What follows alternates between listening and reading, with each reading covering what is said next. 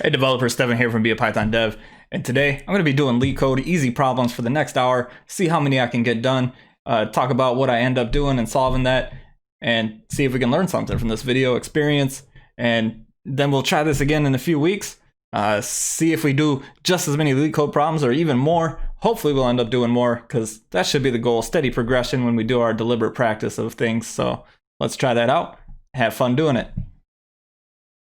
All right, Des, before we start this challenge, let's have a word from our sponsors.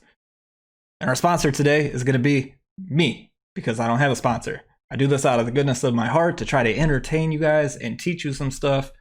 So definitely subscribe to the channel. It helps out a ton to keep me motivated to keep bringing this stuff and make things more entertaining week over week. All right, so to get this kicked off, let's set a timer. Alexa, set a timer for 1 hour, and let's do this. 1 hour. Starting now. All right, so this first problem looks like we need to transpose the matrix, which just means we need to flip it along its axes. So my thinking is to loop through every x coordinate, and I don't know why I keep looking at the mic over here. Anyways, we're gonna loop through all the rows, loop through all the columns, flip them over. If they've been flipped already, we're gonna ignore them, and we're gonna do this for every single thing. All right, here we go. You could also like do some tricky math where you only go through like the first half, and as you go down, like lower your range, so that you're just looking at the diagonals. But we're gonna not do that, and instead we're just gonna keep track of a visited list or a flipped list. So first, flipped list, flip set equals set for row in a list of lists.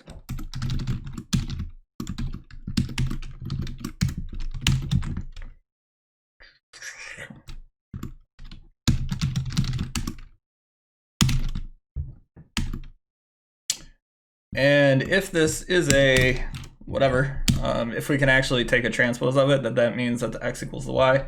So we can just look at length A for both of these. So this is a x and y thingy, fun mabobber.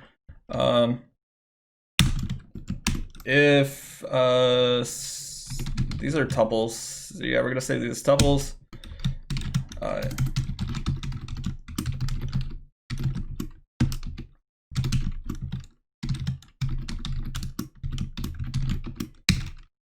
We're gonna ignore these if we've already looked at them already, if they've been flipped. So we'll just continue on to the next one. Else we will actually do the flip.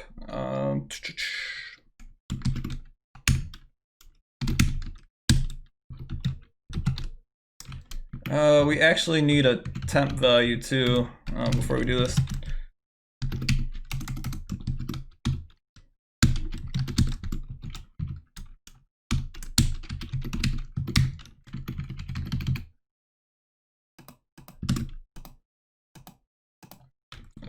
And this is not how you index the two-dimensional array. I think I'm doing this wrong. I think I'm doing this backwards. Actually, apparently you can take a transpose of a matrix that is not a square. Well, that makes this a lot trickier, actually. We didn't actually... Oh, we flipped it and then we flipped it again. No, we shouldn't have. No, we did, because we didn't actually add the values to the set.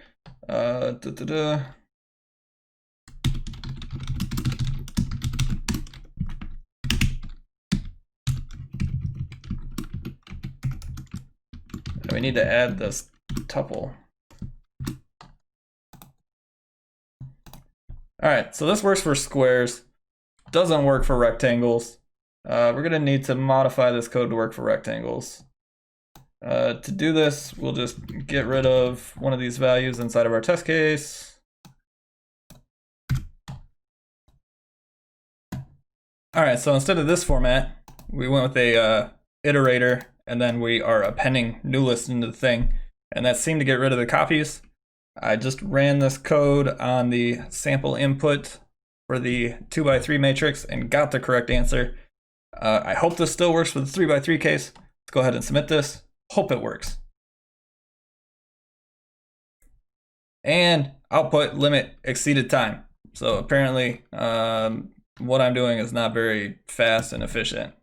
See if we can fix this. All right, we got rid of our print statement. We went ahead and submitted it. We had a runtime 64 milliseconds faster than 94% of Python solutions. That's actually really surprising. And then my memory usage is actually less too, even though I'm creating a new output list. Surprised by that. Surprised by that, and given that we are on a time challenge, I'm not going to actually dive into these results too much, and instead, we're going on to the next problem. All right, I'm going to go ahead and do this problem 1022, even though I know it's going to kill my time since I haven't worked with trees in a while, and I do more procedural coding, but we'll go ahead and work with this data structure to try and reinforce our learning and how we use trees. But the problem is sum of the root to leaf in binary numbers. You're given the root of a binary tree where each node has value 0 or 1. Each root to leaf path represents a binary number, blah, blah, blah, all this other fun stuff. Basically, we're given these strings, or we're giving, basically, we're given this tree, and you have the path 100, 101, 110, 111. You convert those all to decimal numbers from their binary equivalent, and then you add them together, and then you get the answer, and then you return it. I think what I need to do is do a depth first traversal. And if I see that one of the paths doesn't have any nodes, then count that as an actual number. And then we want to convert that into a decimal and add that onto our answer. So let's go ahead and try to code this up.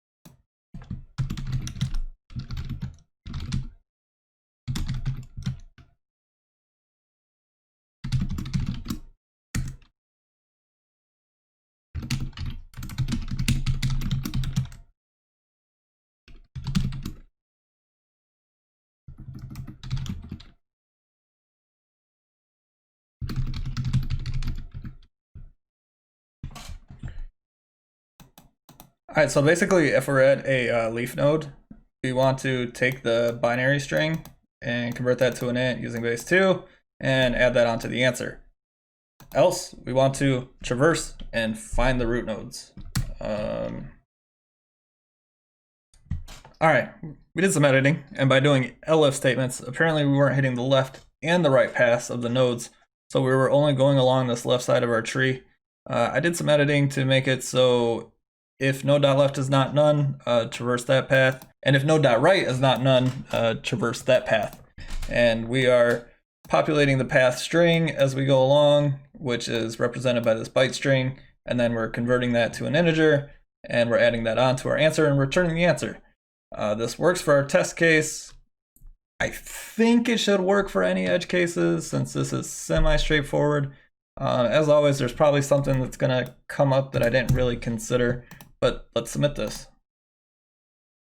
Hey, success! Faster than 43% of solutions and less memory. Apparently, I don't know if this is just because other people are not doing memory, but I was actually surprised we got that in about 15-ish minutes. All right, on to the next one. All right, next problem, relative sort array. Given two arrays, array 1 and array 2, the elements of array 2 are distinct and all elements in array 2 are also in array 1. Sort the elements of array 1 such that the relative ordering of items in array 1 are the same as in array 2. Elements that don't appear in array 2 should be placed at the end of array 1 in ascending order. So I have an interesting idea to convert array 1 into a count dictionary and then go through array 2 and then append values, and then anything that hasn't been appended, do that in the output. So that's going to be the kind of hard thing. I think we can do this in ON time to kind of do some stuff here. The only thing I'm confused about is how to add on these extra values that haven't been added in. We'll want to keep that in sorted order, which is the hard thing. You can use a sorted array, or we can just sort stuff afterwards. I think that kind of makes sense. Let's go ahead and start coding this up. We'll try to figure out how to deal with the extra values when we get there. Yeah, we'll figure out how to deal with those extra values when we get there. I'm sorry I keep not looking at the camera. Maybe I'll use this, maybe I won't. But anyways, let's write some code.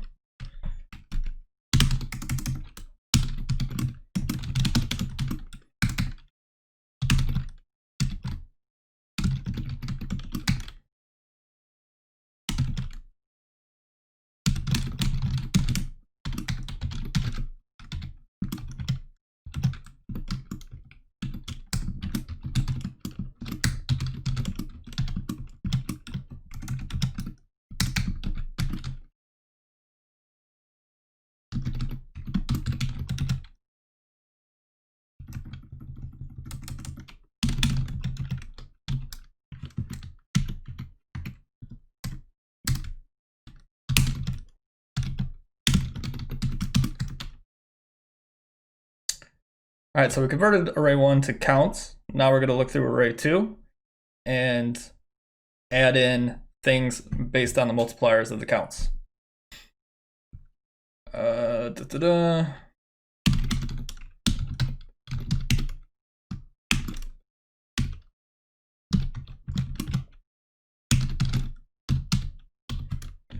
All right, now this should give us the first part. Then we have to figure out how to deal with the extra values. Let's see if this is actually giving what I'm assuming is correct as far as the first output. All right, so we have the 2s, the 1s, the 4s, the 3s, the 9s, and the 6s. We don't have the 7 and the 19. So that's exactly what I assumed we would not have. I think we can do this. Yeah, this will work. This will work, but it's not the thing that makes me the most happy. So we can do a bunch of different ON operations. We can convert array 2 into a set, and then we can look through the keys and the counts, and then we can append things that way. Yeah, I think that will work.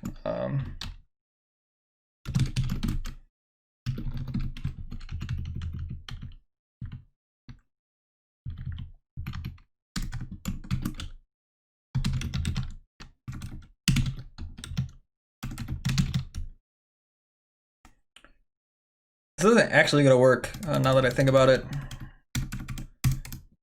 because of an issue. So let's convert this up here, and then in our pre-processing, we'll do our checks there. And we'll call this not into. If n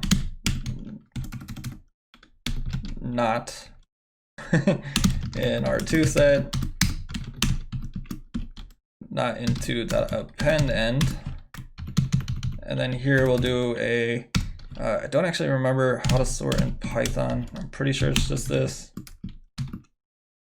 sort key reverse sort array.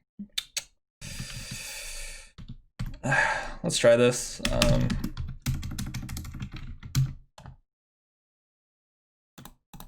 And then after we do our post-processing, we will add on the not into array here.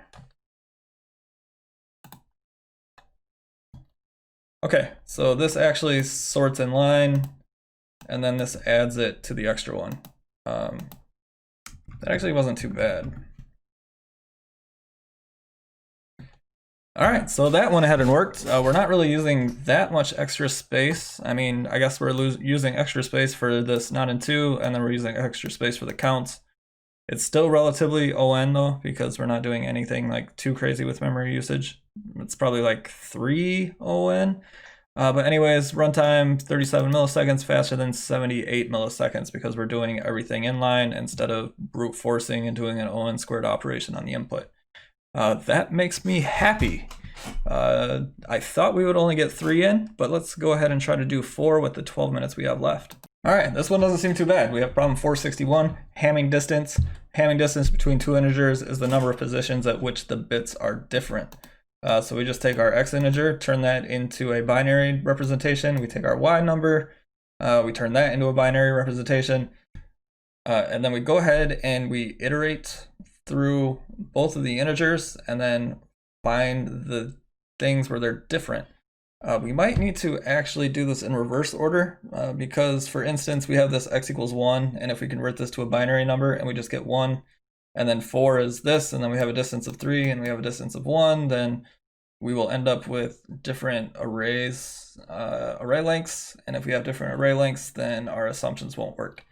Let's just go ahead and figure out how the binary function works in Python.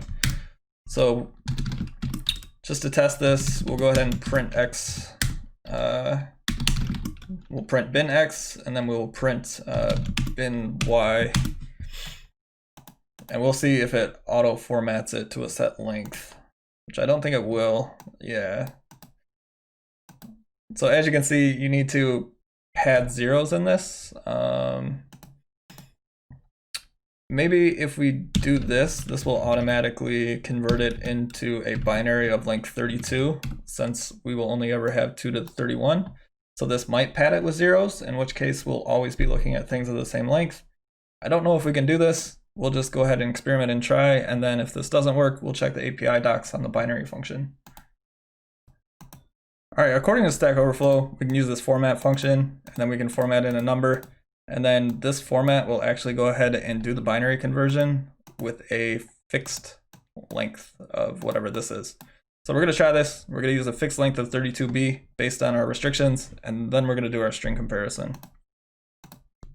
All right, so this format function works. We went ahead and verified that. So we'll do xbin string equals this, ybin string equals this, for I in range.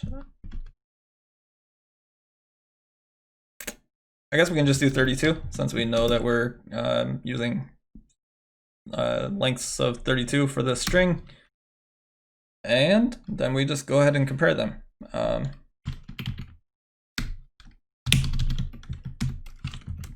Diff equals 0 if xbin string I not equal to ybin string I. Oh my gosh. Diff plus equals 1. Return diff. All right, that seems pretty good. We can get rid of these print statements because they will slow down our response. Let's try and run this. All right, success. 20 milliseconds, faster than 98% of the solutions. Good memory usage too. It looks like we actually had real numbers there. And we're at 4 minutes. So we finished 4 problems in 1 hour. Not too bad. Let's go ahead and look at my submissions here. We can see everything based on time. So 4 minutes ago, 13 minutes ago, 20 minutes ago, and then 38 minutes ago. So everything within the 1 hour time, 4 accepted. The sum of root to leaf binary numbers, that was the trees that we did. Oh yeah, the transposing matrix, that would have been really easy if everything was an n by n matrix. Instead, we had some rectangular things, so we had to, that's the end of our hour. Alexa, stop. That'll end that. So what we had to do is we had to instantiate our return matrix before doing our flipping logic. That ended up actually working for us instead of having this output limit exceeded thing.